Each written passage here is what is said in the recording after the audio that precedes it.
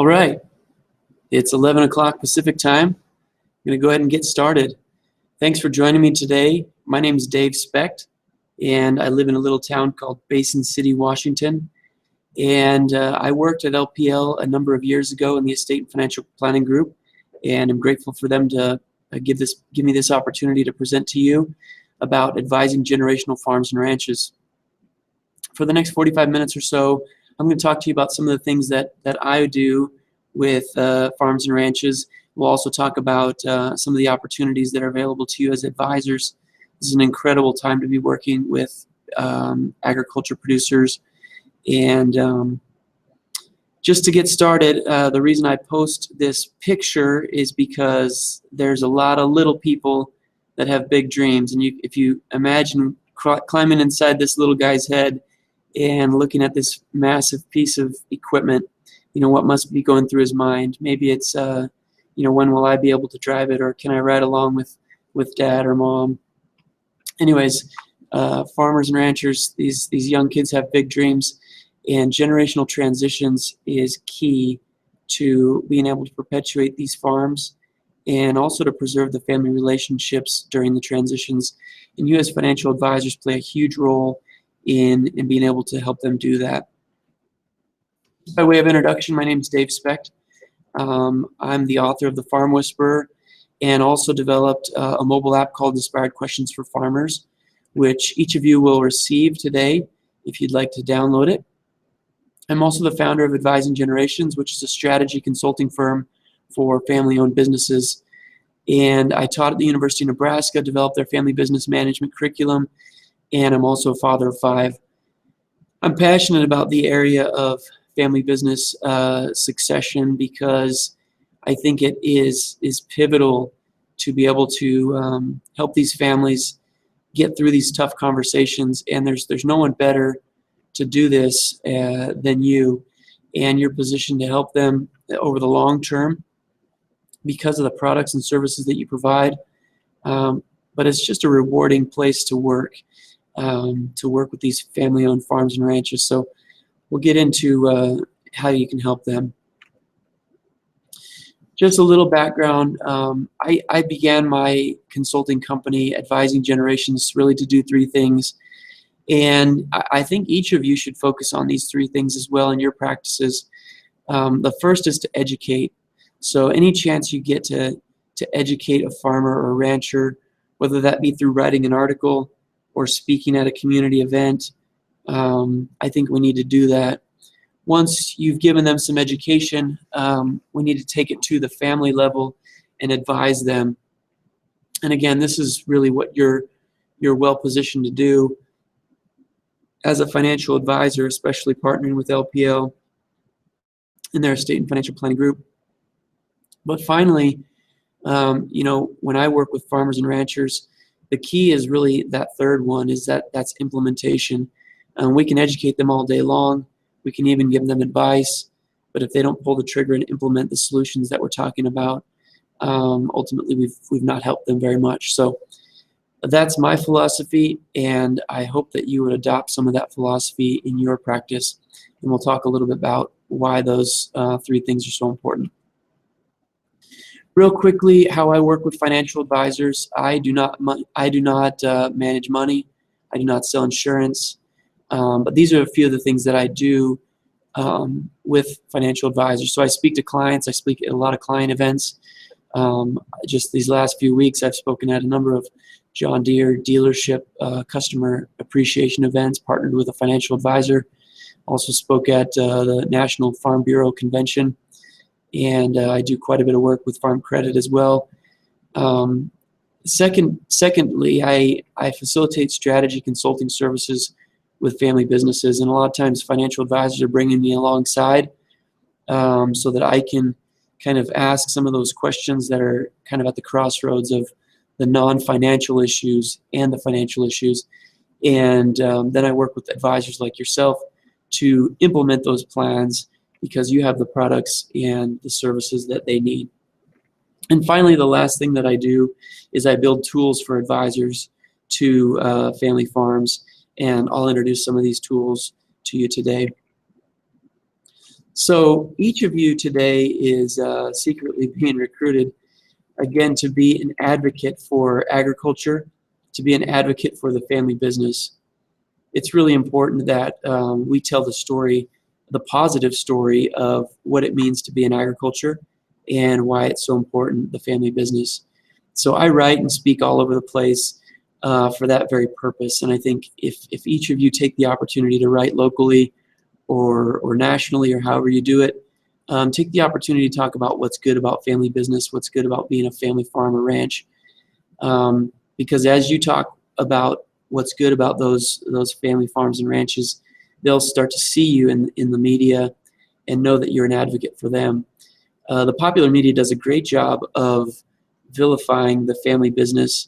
If you think about the reality TV shows that are out today, almost all the popular reality TV shows have to do with family business, whether it's Duck Dynasty or Crocodile Hunters or Pawn Stars. They're all about family business, and the question is why. Really, the answer to that is because there's a lot of drama. There's a lot of tension sometimes in being a family and working in business together. And so they do a great job of talking about why it's tough, why it's negative, and we need to take every opportunity to talk about why it's great. And just again, before we dive in, I would love to have any of you ask questions in the chat box. There's a group chat box that you should see off to the right. Feel free to tell me where you're calling in from and ask questions along the way, and I'll answer those as they come in and also at the end. So thanks again for joining me. So we'll talk about some tough things, but I wanted to start off on a light note, and I think this is really important for you as an advisor to be able to have fun with these families as well, because a lot of the things that we're asked to talk with them about are difficult.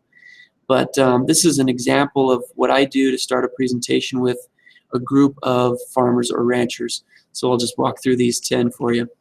This is my you might be part of a family farm if list. Number 10, if you don't have to stop and ask where the business end of a skunk is located, you might be part of a family farm. Number 9, if your succession plan specifically calls for crossing your fingers, rubbing a rabbit's foot, or bribing your sister, you might be a part of a family farm.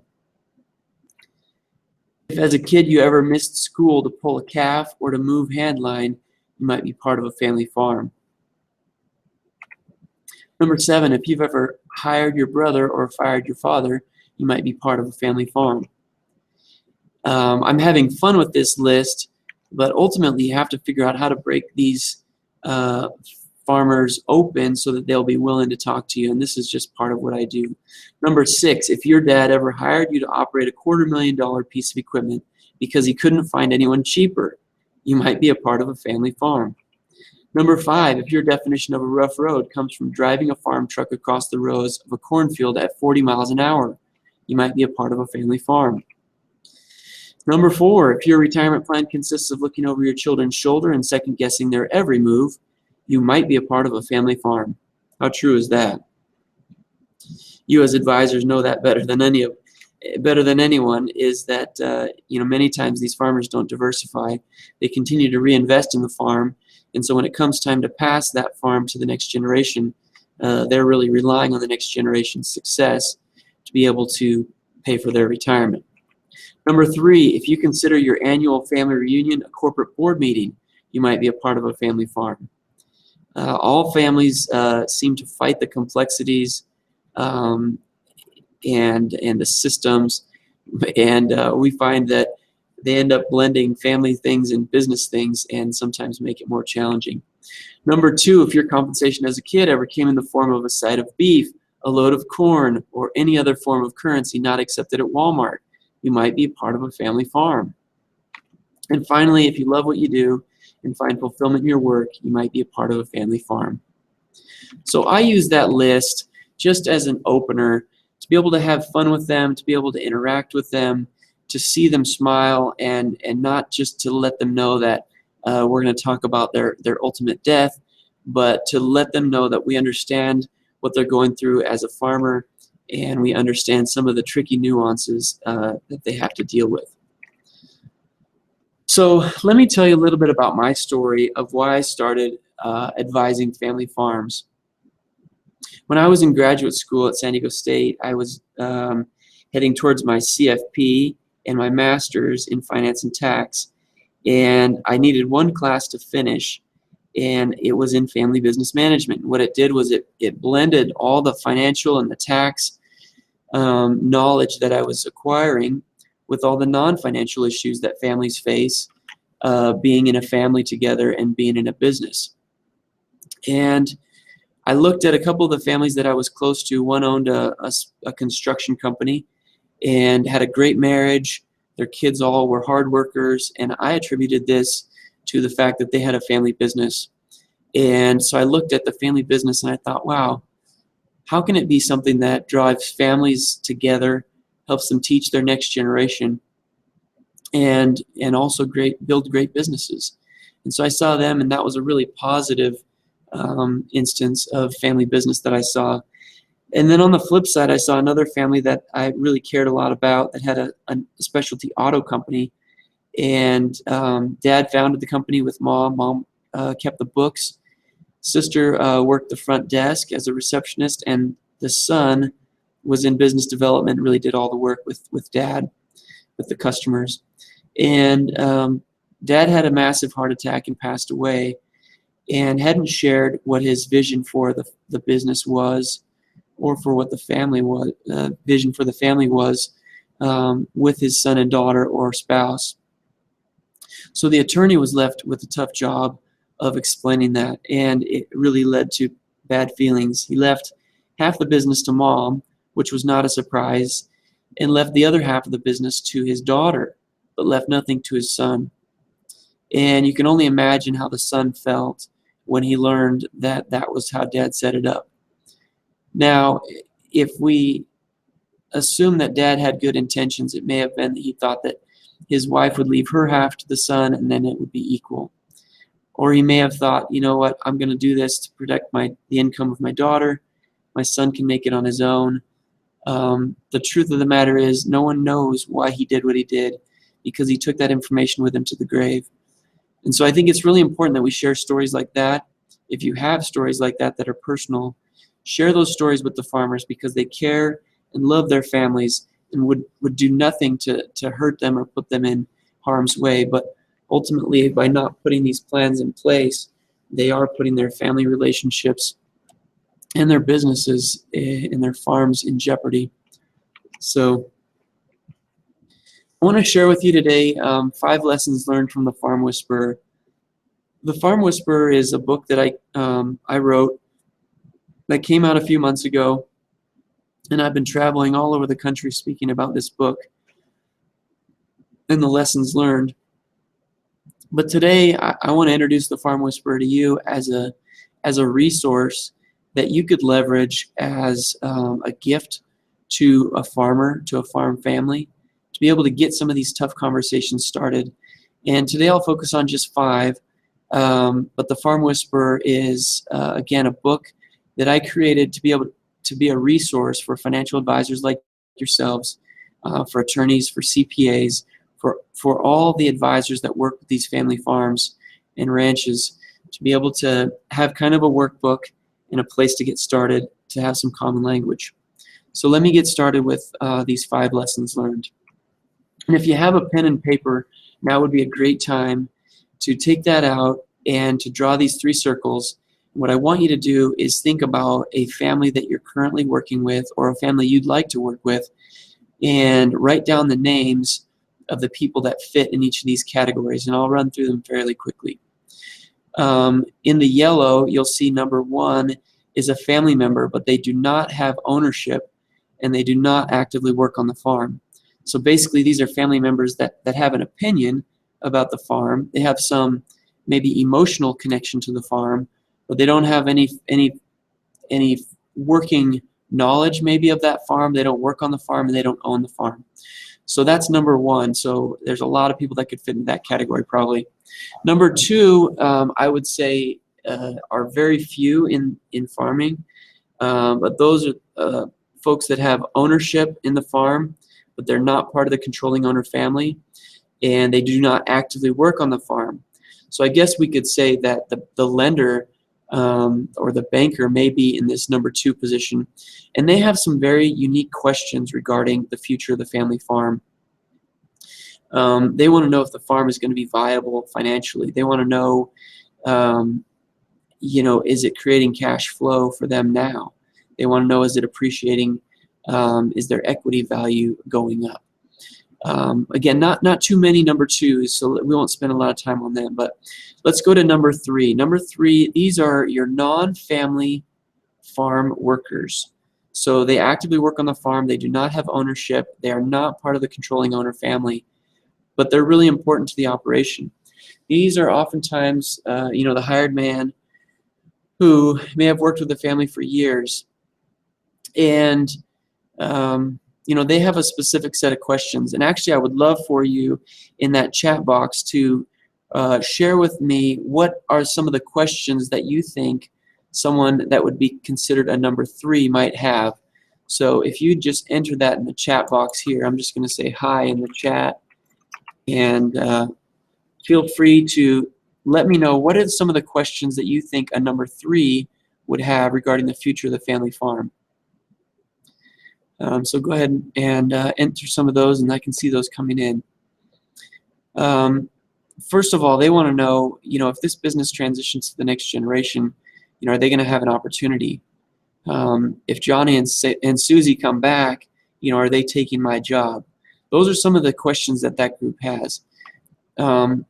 Let's go to number 4 now. Number 4, you'll see are family members that do not actively work on the farm, but they do have ownership in the entity. So they have a unique set of questions of their own. Typically, this group feels left out of the loop with regards to what's going on the farm. Many times this group of 4s, they've inherited the land, or they've inherited some of that farm. So they do have an emotional ownership. They also have legal ownership, perhaps minority ownership, but they are important. They have questions about cash flows as well. Are they going to ever see cash flows, regular cash flows from their quote-unquote investment in the farm? This is a group that also finds themselves second-guessing the management or the leadership of the operation when things get tough. I think it's important for you as an advisor to know, are there 4s in the operations that you're doing plans for? Because if there are, you need to build in a specific strategy with how are you going to keep them informed? How are you going to keep them emotionally owning the farm or ranch so that they don't cause problems for those that are? Let's go to number 5. Number 5s are, again, in agriculture, there's very few of these, but these are non-family members that work on the farm and have some ownership. So typically in farming, I'm seeing this as individuals that maybe have worked with the farm for many, many years. They're very loyal employees, and maybe mom and dad wanted to do something to put some golden handcuffs on them, so they gave them some ownership or allowed them to buy in. This group has a totally unique set of questions with regards to the future of the operation. They want to know, if Johnny and Sally are coming back to the operation, are they truly an asset to the farm, or are they just another mouth to feed? Are they just another salary to pay? This 5 group worries about relationship issues. If a divorce in the family, the controlling owner family, is going to cause problems for them and their value in the operation. So we won't spend any more time on 6s. On 5s. Let's go ahead and talk about 6s. And these are typically my University of Nebraska students. These are family members that actively work on the farm but do not yet have ownership. Again, they have a unique set of questions. They want to know, is there a place for me here long term? They also want to know, what's my compensation package going to look like? They want to know what responsibilities they're going to have. They also want to know, will mom and dad ever let them have a meaningful responsibility or decision-making ability in the operation, or will they always be treated as a hired hand? They want to know, are they going to be gifted part of the farm, or are they going to have to buy in? If they're going to buy in, are they going to buy in at market value, or is it going to be gifted? So these are just some of the questions. The sixes also worry about those non-participating siblings that they have, and they wonder, is mom and dad, are they going to make me own this with non-operating siblings? And if so, how's that going to work from a cash flow standpoint? So again, a totally unique set of questions. Now let's talk about sevens. These are the individuals that are family members, actively work on the farm, and have ownership in the farm. These are your customers. These are your clients. This is your target market. And ultimately, sevens have their own set of unique questions. Sevens want to know, does anyone care about this farm as much as I do? Sevens want to know, is the next generation ready to take on risk? And ultimately, the trouble and the challenge with the seven is that they have to manage all the questions of the fours, of the fives, of the sixes, of all of the groups. And so you as an advisor have a great opportunity in just using this simple little three-circle model that was created by Tagarian Davis at Harvard University in the 80s to be able to help them understand just the family dynamics and the family questions that will exist in their family farm system. So I hope that is helpful. Again, in the chat, can you just send me a quick note? Yes, you can hear me fine. Yes, this is helpful. Love to make sure I'm on the right track. So that is, lesson learned number one, the family farm system. You need to be leveraging that as a conversation piece with the farmers that you're working with. Number two is contingency plans. Every farm needs two types of contingency plans, and as an advisor, you are in a wonderful position to be able to help families to create these contingency plans. This picture is of my daughter.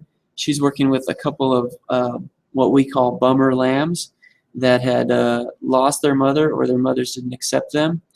And so she was in charge of bottle feeding them and getting them healthy. And so she represents the contingency plan for those lambs. And ultimately, we need to put together contingency plans for these farms and ranches. So the first contingency plan that we need to put together for them is the contingency plan for ownership. And what does that mean? Basically, that's drawing a picture for them that shows them, according to today, how do they own assets? So they may own their farm ground in one entity, or they may own it in their own name, or they may own it in an LLC.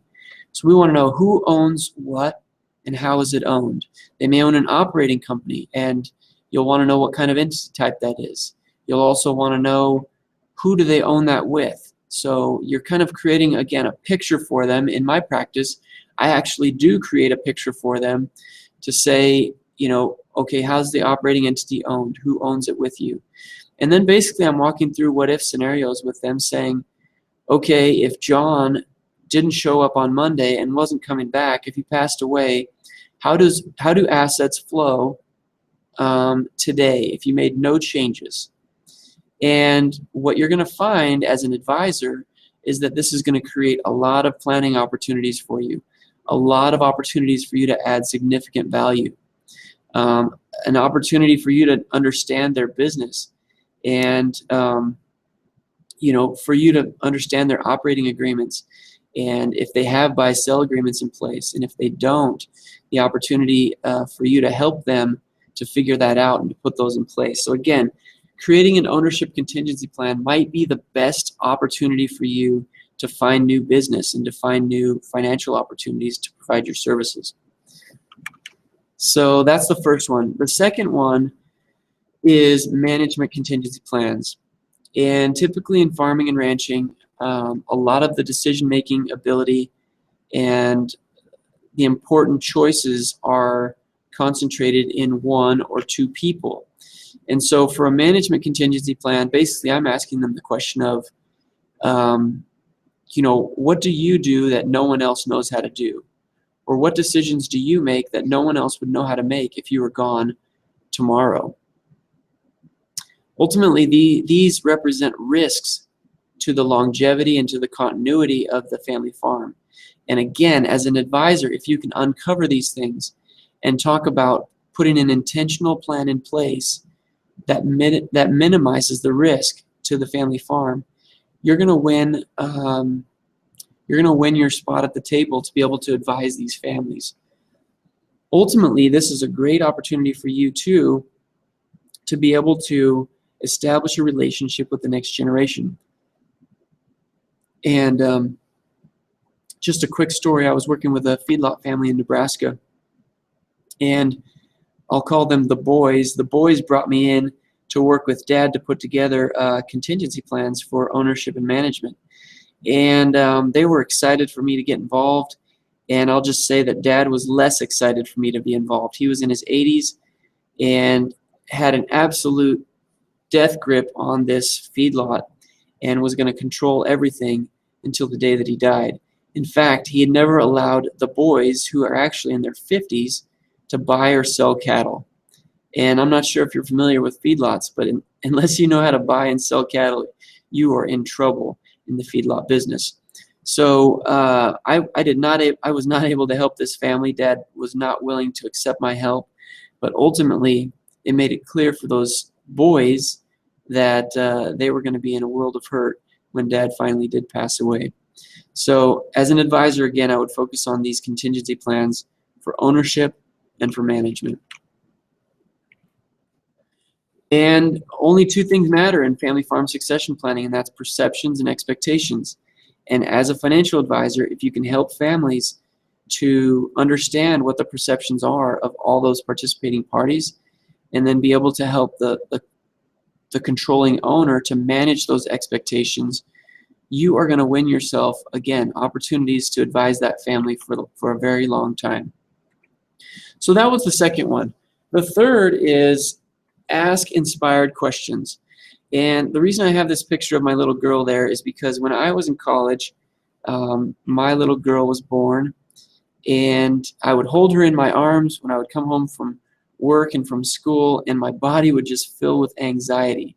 Not the feeling that you want to get as a new dad. This went on for a couple of weeks, and finally I confided in a professor that I really appreciate and told him what was going on, and he gave me some advice. I looked at her, first of all, and I was nervous because I was 23 years old and felt like, you know what, how could I possibly have all the answers this little girl's going to need for her life? And it was just stressing me out. And so he gave me this advice. He said, Dave, don't worry about having all the answers. Just make sure you have all the right questions. And I thought, what in the world does that mean?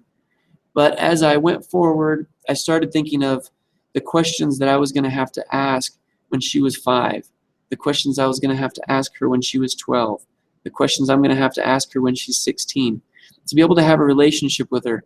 And ultimately, I don't have to have all the answers for her in her life, but I do need to be a part of her life, and that's the only way I get to be a part of it is by asking great questions. So that was on the personal side. Now as an advisor, I was beginning to work with family farms, and I thought I was pretty smart. I had this master's degree in finance and tax. I would go in and tell these families what I thought they should do. And I'm going to let you guess how successful I was at them implementing my solutions by telling them what to do. These are all A-type personalities that don't want to be told what to do. They're used to be calling the shots and being in control of everything. And so I started applying what I learned personally into my consulting practice. And I started developing a series of questions, what I call inspired questions. And ultimately, an inspired question encourages honest sharing. It's an open-ended question. It doesn't necessarily have a right or wrong answer. And it requires reflection, and many times it can change over time. So as a young advisor, I started to develop my favorite questions, and I would write them down on 3x5 cards and put them in this recipe box. Well, I had come up with quite a group of questions, and one day one of my colleagues came to me and said, I'm running behind. I have a family coming in. Do you have any good meeting openers? So I pulled out my recipe box and started thumbing through it, and I could sense the frustration on his face, because he said, what are you doing? I don't need a recipe. I need your help to get this conversation started, this family meeting. And I said, no, these are my favorite questions to get started. So I shared a couple of them with him. He had a lot of success with how that meeting got started, and he asked me, can I buy your questions from you? And I said, no, these are my questions. But ultimately, I figured out that there are advisors that, like yourselves, that probably want help with, building and creating the best questions. And so I developed a deck of cards, and ultimately that deck of cards has now become a mobile app that I call Inspired Questions for Farmers. And I want to walk you through a few of them.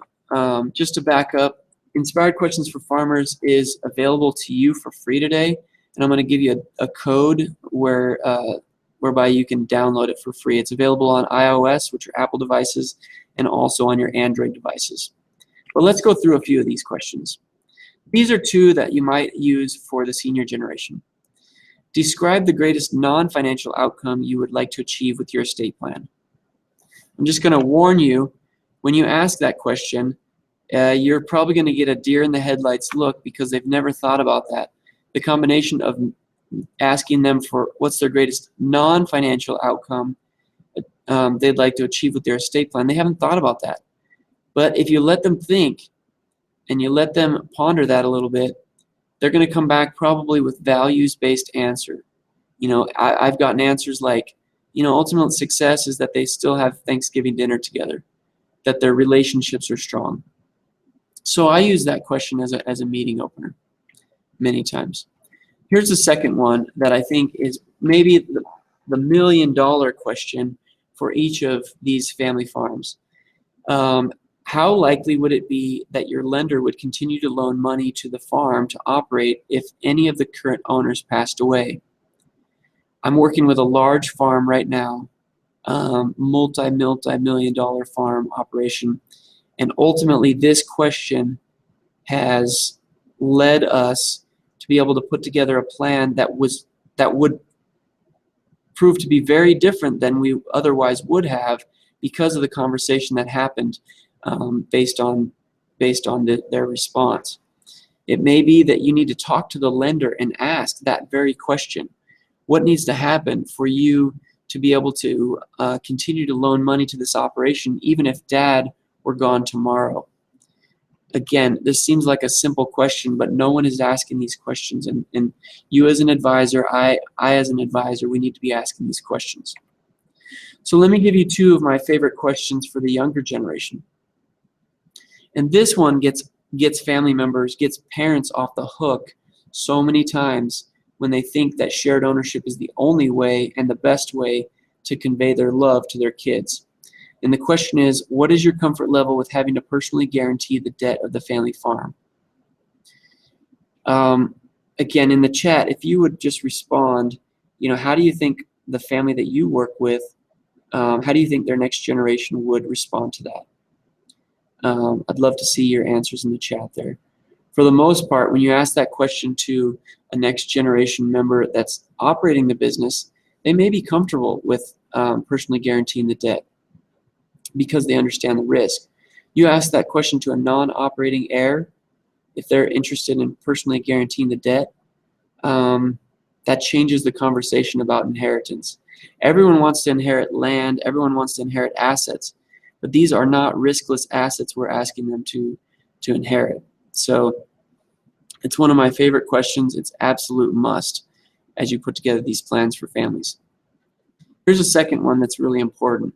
If you had to share ownership in the farm with non-operating siblings, how would you feel? For me, it's a great fear of mine that these young farmers and ranchers that are just pouring their life into these operations, my fear is that they're going to be forced into a shared ownership position with their non-operating siblings, and it's going to kill the real opportunity, the financial opportunity, and add a lot of complexity to the operation. And so these are questions that we need to ask. We need to be out in front of these and help families to face them. Now I'll give you one question, and this is maybe one of my favorite meeting opener questions. What does it mean to be a Smith? What does it mean to be a Jones? Insert their last name there. And again, this is a question that is going to be tough for them to answer, but as they think about it, they will probably come back to you with some values that they have as a family. It may be that honesty or hard work is the characteristic that they value and what they hope that it means to be a Smith or to be a Jones or whatever it may be. So again, these are the types of questions that you'll get with Inspired Questions for Farming app. And so to be able to get that app today, I need you to send me a text message. Send in the body of the text, type the word farming and send it to 33733, and it will auto respond with a link so that you can download the app either on Android or on your iOS device for free. So again, text the word farming to 33733 and I'll send that your way. So number 4, insist on collaboration. In working with generational farms, collaboration is key. I share this picture because this is my son, Damon. And as a young boy, he was diagnosed with hemivertebrae. The doctors told us there was nothing we could really do for him, but that we should take scans every couple of years and see how he's doing. Well, about 6 months ago, we took some routine scans, and doctors found a bone that was putting pressure on his brainstem. And we were at Shriners Hospital in Portland, and the doctor said we need to do immediate emergency surgery. He would like to do that surgery, but he said, but I would like to collaborate with the best neurosurgeon in the country. But the problem is they're not at this hospital. They are at a different hospital in Portland. They're at Dornbecker Children's Hospital. And we thought, well, that's great. We do whatever we have to help my son. And so now we have 2 hospitals involved. And then they decide, well, we'll do the surgery at Oregon Health Science Institute. And so now we have 2 surgeons, 3 hospitals, and ultimately we had 12 people in the room with Damon for up to 10 hours during his surgery. And I'll just tell you that it changed my perspective on the need and the value of collaboration. Ultimately, you need to be collaborating well with the CPA. You need to be collaborating well on an ongoing basis with the attorney. If you sell insurance, we need to make sure that that's titled properly, that it's owned properly, so that it is as efficient as possible. Collaboration is everything. And so Damon is doing well now. He was in a halo for 3 months. He got his halo off about 2 months ago now, and he went back to school. He doesn't have any pain, and it's all because of collaboration and the grace of God. But this is a picture of where I found Damon the day after we took his halo off. And I'll just tell you that I wanted to wring his neck when I found him here, but I caught him and took a picture of him crossing this slimy wet log after he had been in a halo and had terrible neck surgery, for 3 months. But just goes to show you that good things can happen from collaboration. So that's number 4. Number 5 is that you need to measure perceptions and manage expectations. And I'm not sure how you do this in your practice, but this was over the years something that was challenging and frustrating for me. And so I developed a piece of software that's called Generational Business 360, and I use this as I collaborate with advisors like yourselves to be able to measure the gaps in perceptions of these family members in 7 different themes. Everything from business and estate planning to communication to leadership development to personal resilience. And ultimately, if we know the gaps in their perceptions as a team of advisors, we will be able to respond to what their needs are and really to be able to keep their agenda at the center of the table, which is so important with advising these family operations. So those are the 5 takeaways for the Farm Whisperer. And if you are interested in learning more about Generational Business 360 as a process, feel free to shoot me an email or just post here in the group chat, and I'd be happy to visit with you more about how it's being used. Ultimately, I'm using it at this point, but I'm looking to train other advisors on how to use the tool to be able to really enhance the way that family farms and ranches are planned for. So these are the 5 lessons from the Farm Whisperer. Number 1, again, that 3-circle model, understand your farm system. Number 2, develop written contingency plans, both for ownership and management.